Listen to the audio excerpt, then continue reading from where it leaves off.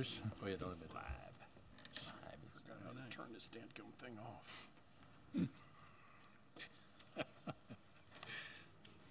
I have to, what? Gladiators ready, right. Good evening, and welcome to this regular meeting of the Helotes City Council. It is November 10th, 2016, and we're underway at 7 p.m. And before we get started with our slim audience here, but our vast potential audience on Time Warner, I will ask the folks here, please turn your phones to silent, off, or vibrate before we get started. And then we'll kick off our agenda. Tonight we have our invocation and pledges to the American and Texas flags. And tonight, Councilmember Massey, Cynthia, you've got the invocation, right? Okay, so Councilmember Massey will handle the invocation, and then we'll do the pledges. So please stand, and we'll take care of that. Dear Lord, as we enter the season of Thanksgiving, let us be mindful of everything we have to be thankful for: our families, our friends, our system of government. Thank you that a long, brutal presidential campaign that stressed out the American electorate is over, and thank you for a peaceful transition of government despite some of these student rioters. Let them learn that you can't always get what you want, but we have to act like mature adults. We ask that you give our new president wisdom and courage to do the right things for our country. Closer to home, bless our city staff, fire and police forces, volunteers, and elected officials. Tonight, this council asks for wisdom as we deliberate during our meeting. Help us to make the right decisions for our community with courtesy and consideration. Amen. Amen. I pledge allegiance to the flag of the United States of America and to the republic for which it stands, one nation, under God, indivisible, with liberty and justice for all. Honor the Texas flag. I pledge allegiance to thee, Texas, one state, under God, one and indivisible.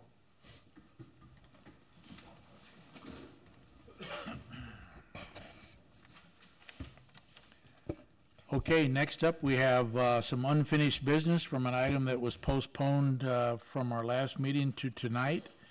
And this is discussion of and action on an ordinance for amending the Municipal Code of Ordinances, Chapter 98, Zoning, Article 6, Planned Residential Unit Development. If we can have a motion then and a second to open this for discussion and action.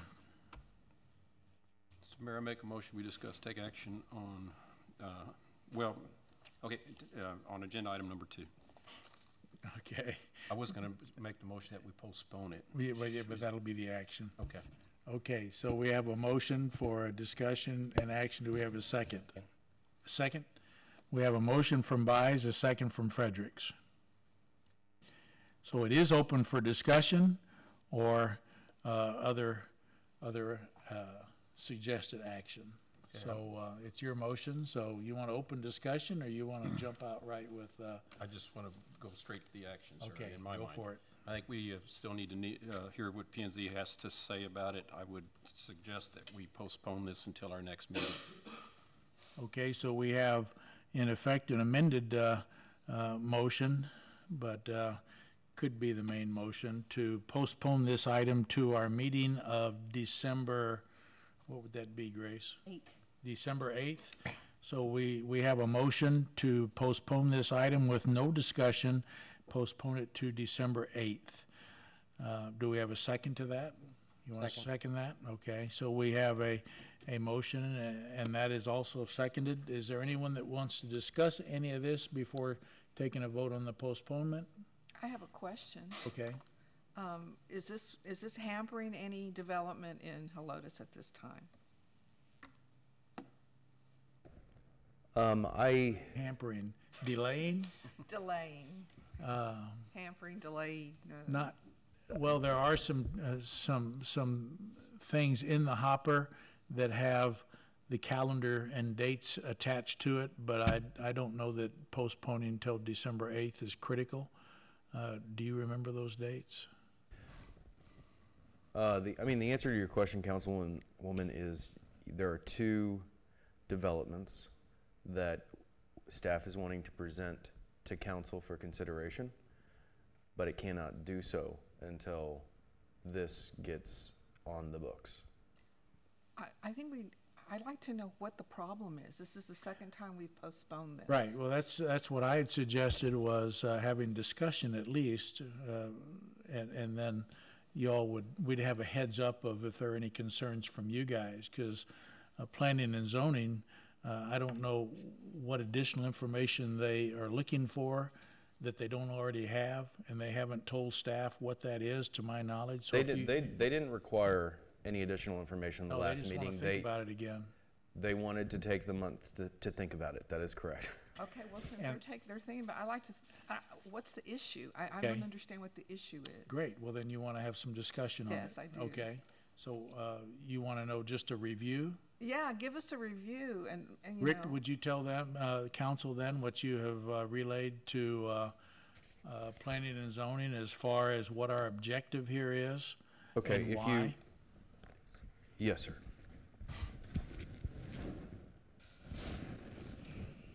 And thanks for asking.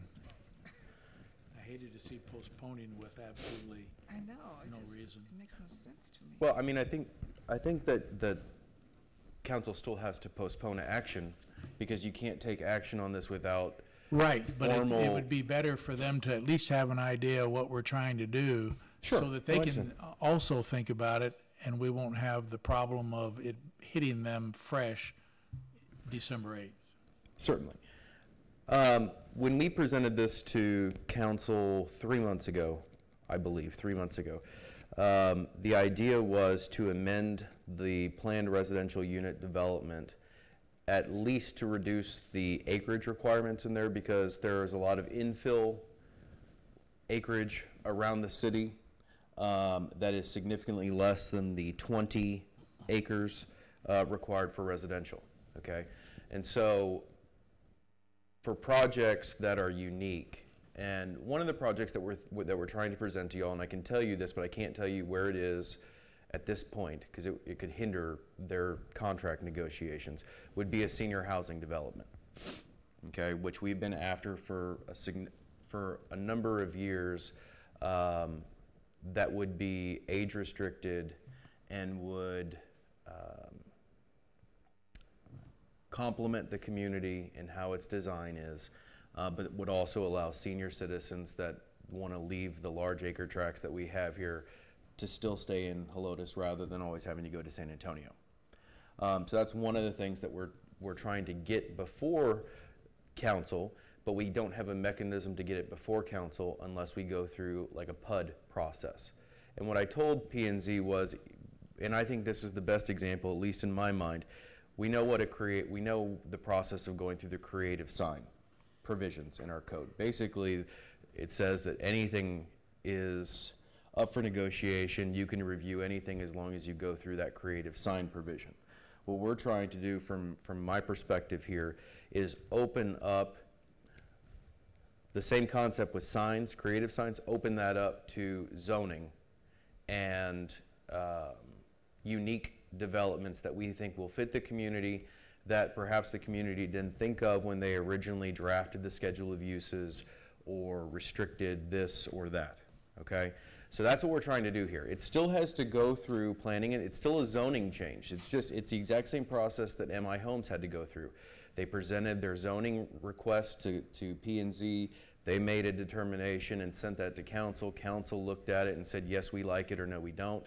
And y'all made y'all's determination on that. So it still is going through the zoning amendments, or excuse me, the zoning review that is required in any zoning case, okay? We're just trying to open it up a little bit so that y'all can at least review developments that we think are beneficial to the community. P&Z and y'all may disagree, okay? That's y'all's prerogative. But we at this point don't even have a mechanism to do that except through this process that we're talking about here. The other thing I had always been thinking originally when I presented it to y'all and P&Z is to have this still just apply to residential. But there are in many cities, a PUD is universally applicable to residential or commercial, okay? So what I propose to P&Z is that we not only make a PUD applicable to residential, but we make it to commercial as well, because there may be unique developments that come in that don't necessarily comply with 1, 2, 3 different caveats within that zoning designation that they're wanting to go into. So you like something like a mixed-use residential? Exactly. Mixed use is a perfect example. It doesn't necessarily comply with a B2 zoning designation, B3. It just depends on what they're trying to bring in there. But we're just, again, trying to make a mechanism to where it can go through the process. You still have public hearings. You still have the letters to the property owners. And you still have review by P&Z and City Council. I think planning and zoning, what threw a wrench into that is, and I'm not sure that they would have made a decision if it was still just residential, but what I think I agree with Councilman Blue that when we started talking about making this applicable to commercial, I think that scared them, or at least concerned them. And so that's what they said they wanted to take some additional time to think about. They didn't provide any direction to staff. It was just they wanted more time to think about it. The other, one of the other reasons that I was thinking about making this applicable to commercial, and this is a perfect example, we have a large acre tract of land, when I say large, about 14 acres, that number one, first would never have been able to apply under the way it currently reads because it was only for residential, okay? But if we go through that process, one of the things that they're thinking about bringing into the community is a indoor storage facility, okay? Now, originally when you think about that, you're like, oh no, I don't want any storage facilities in Helotes. But when the commission and council at that time, in my opinion, said we don't want storage facilities anymore in Helotes, I think what they were thinking of are what we currently have, which are those long metal buildings behind a nicer building, that acres and acres and rows of metal buildings. Now we have the potential to have a piece of a development, amongst other things, and I don't want to get too into it yet until we present the full concept to y'all. But an indoor storage facility has a couple hundred storage units, but it's inside one building. It's fully enclosed. It actually looks very nice on the outside. They're building a lot of these by the Dominion on I-10. They're 2-3 stories tall. Obviously, we'd want to restrict it to 2 stories, but they look just like a bigger building. They have about a $14,000 or $15,000 or 15,000 square foot footprint, which is the size of the AutoZone, a little bit bigger than the AutoZone or CVS. So what I'm trying to do here is allow us to present those types of developments to P&Z and City Council without immediately telling these applicants that they do not have any ability to present their concept.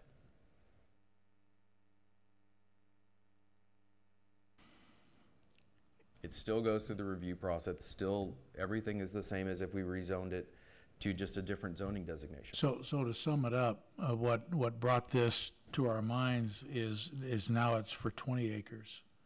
It has to be 20 acres or more, and we wanted to drop that 20 acre minimum lower, even if we come up with 1 or 2 acres. There, like Rick says, there's so many pieces of property undeveloped in the city that are less than 20 acres. And then Rick had the idea of, like he said, adding the commercial aspect to it.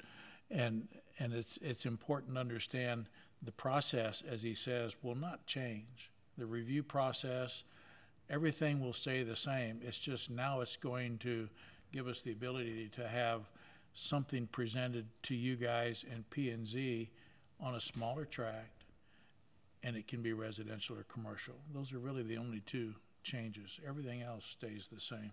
So is a storage facility, that's already in our zoning? Is it zoning D, C, whichever, like business zoning, commercial? Storage facility is not, the vast majority of our uses either? Uses are gonna be, uses? the highest use for all intents and purposes is C3, or B3, I'm sorry. Do you have, pull something. There's a code book in So- the drawer. Thank you. Do we have storage facility even on it? Yes, we do, but just one But second. at this point, it can only be in that area. So this would open up that? Wouldn't we have to change more of the zoning? No, because by going through a PUD process, you essentially are changing the overlaying zoning and the base zoning on that property. Just like we did for the shopping center over here. Okay, but it could be denied. Of course, It yes. doesn't have to go through if Like he we or the says, citizens don't it's like gotta it. go through the same notification process with the adjacent property owners. It's gotta come to planning and zoning. It's gotta come to council. All this is going to say is, yeah, you look like you have an interesting proposal for a project. Yes, we can proceed through our normal channels internally and then bring it to P and Z and you guys as council. It just opens up options. Instead of saying, That's hey, sorry, no yes. way. In my opinion, it opens up options for the city to have quality development come in that doesn't necessarily comply for whatever reason. It could be a minuscule reason, it could be a big reason that doesn't necessarily comply with every single criteria within our zoning code. And I think it's a unique approach to saying, okay, we understand that it doesn't comply because of side setback or because of whatever, but it's overall a very good development in P&Z and City Council's opinion, and so y'all believe that it should go forward, despite that there are some characteristics of it that don't necessarily fit in the zoning district that it's in. Remember, the zoning code that we have is very black and white. It tries to apply regulations to every type of development under the sun that you can think of. And we know, you having worked on the EDC before, there are unique things out there that we're not thinking of. And that's all that I'm personally trying to do here, is open up our options. And I think that idea of opening up our options concerned planning and zoning. I see. And one good example is this senior housing project, and looking at that and visiting with these folks, it would be restricted to older people, and we've lost countless numbers of I know. senior citizens that want to downsize, and they have to go to Del Webb or somewhere in San Antonio to get a smaller yard, or they have to go into an apartment. And this particular project would answer some of that and allow people to, if they downsize here, have somewhere and not have to leave Helotes itself. Yeah, I think that's important. It's a very important issue. Yeah, Okay, so anyway. that helps me. Ed, do you have any follow-up or any questions on, or any thoughts? Yeah, so so what is their concern? The minimum, the acreage, the 20 acres, you wanna, I mean, I see it struck here, but so. I don't think the acreage was their concern as much. They did have some conversation about, instead of having no minimum acreage requirement, lowering that to like 2 or 5 acres. Frankly, given the two developments that I'm trying to present to y'all, I don't have necessarily a problem with it. I personally, in my opinion, I don't understand why to have a acreage minimum, because again, if you're going through the exact review process, you're going through a more intensive review process than any development goes through in the city if they're allowed to build by right. Yeah. So I don't understand it, but they were talking about lowering that acreage requirement. Again, if it's within that 2 or 5, probably okay with it. But yeah, that was not their major concern. No. Just that there's a new process or another. I think it was follow. opening it up to, again, a new process, and the concern that we don't know who will be on P&Z or City Council at any given time, which of course I could not respond to that because I said, I don't even live in Helotes, I don't vote here. That's, the governing body is the governing body, whether you like it or not. So, and the other thing I said, I mean, because Mike McLaughlin, Commissioner McLaughlin is on the commission as well, and he used to serve on City Council. And I looked at him because I think he brought up that issue, and I said, you know as well as I do that if a council wants to change a zoning designation or a schedule of use change or whatever, they can, regardless of if they have this process to go through. So I guess I understand his concern, but I think that concern is a moot issue one way or the other.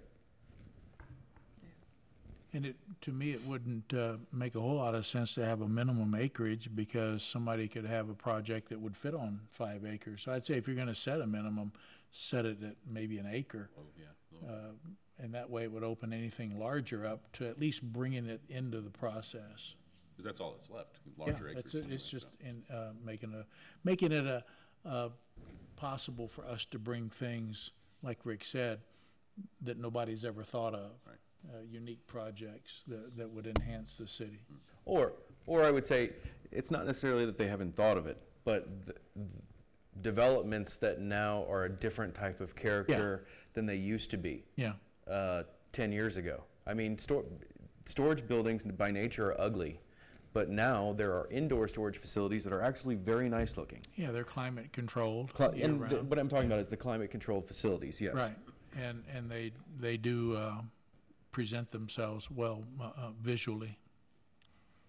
Anything else, Ed? No, Alex, you want Yes, to sir. follow Actually, up on I know that- P&Z's comments? Yeah, I do, and I know our motion at this point is to postpone, not to, and so my first kind of question would be, I'm not so sure we should, but are we able to act without P and Z's recommendation? No.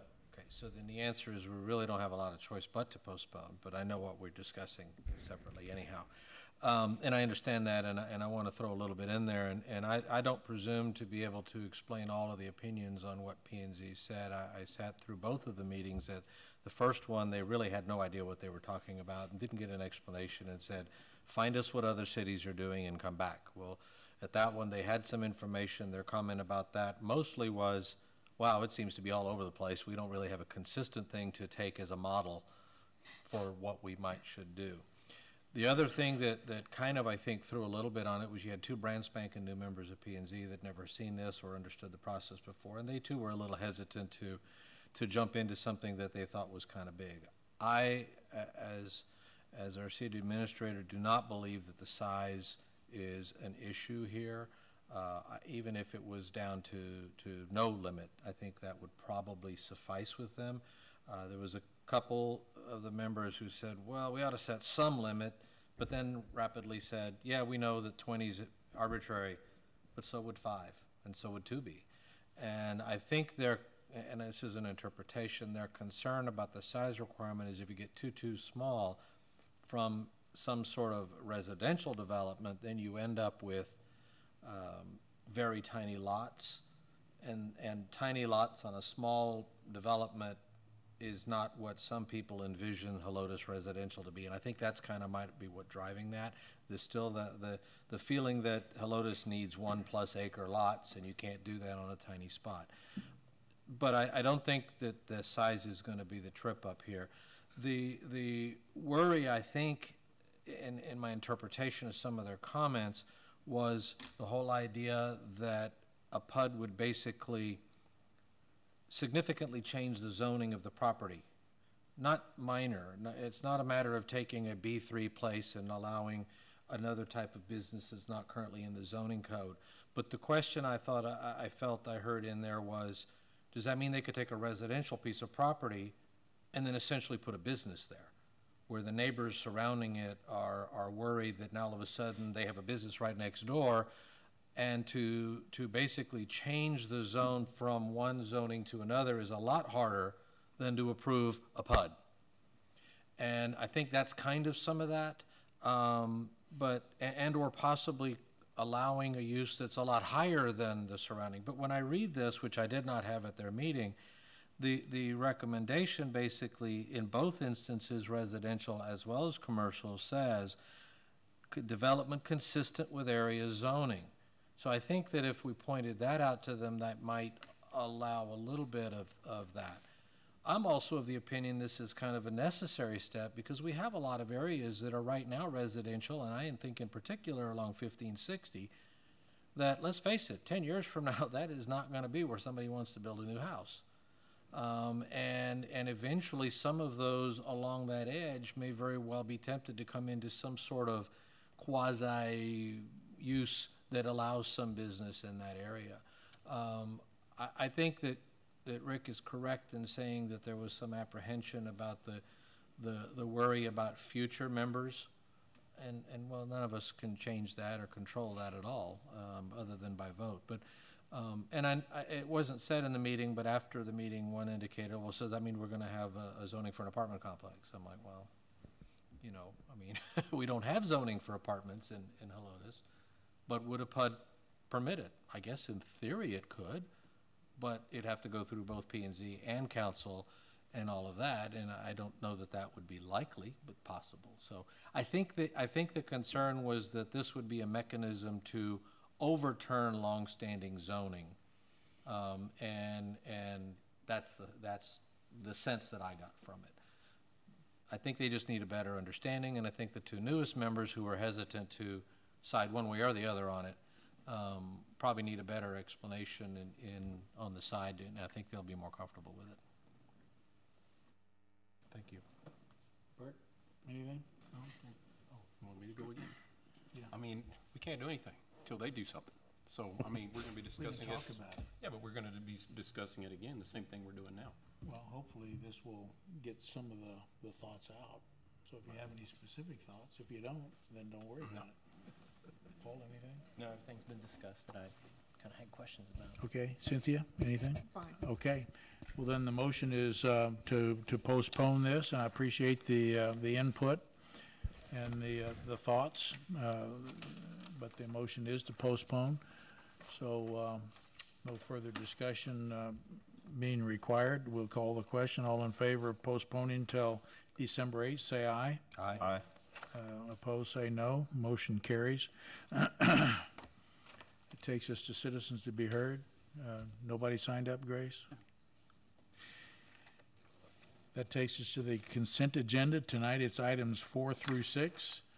You know the spiel on consent agenda. Since we have no one here that doesn't know that spiel, we'll go ahead and ask for a motion and a second to approve items 4 through 6, unless you have any questions or a request to pull an item. Mayor, is it 4 through 8? It's 4 Huh? through 8, that's a typo.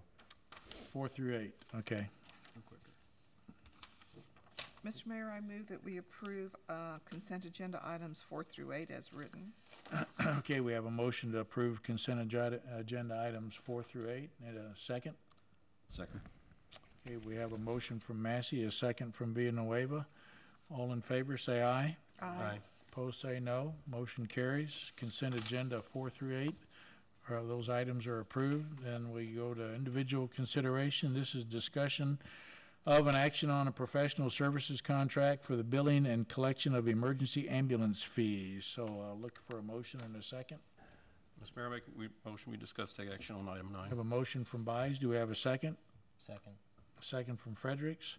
That being said, Bert, you have any discussion or questions on this? This is the same people we've been using, I believe. Yes. And the only difference that I can see is, looks like they're raising their fee 1%. Yes. Okay. And we've also changed the term. This is a 3-year term with 2 one-year extensions possible. Well, in my mind, they've been doing a good job, and I think it's a good contract. Okey dokey.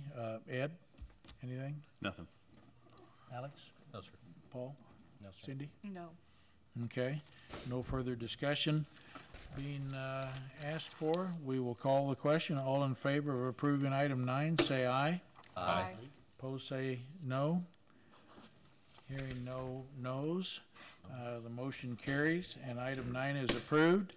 And that takes us to the end of our agenda. So if there are no objections, we will adjourn. Any objections to adjourning? We're adjourned, and the time is 7:30. Did you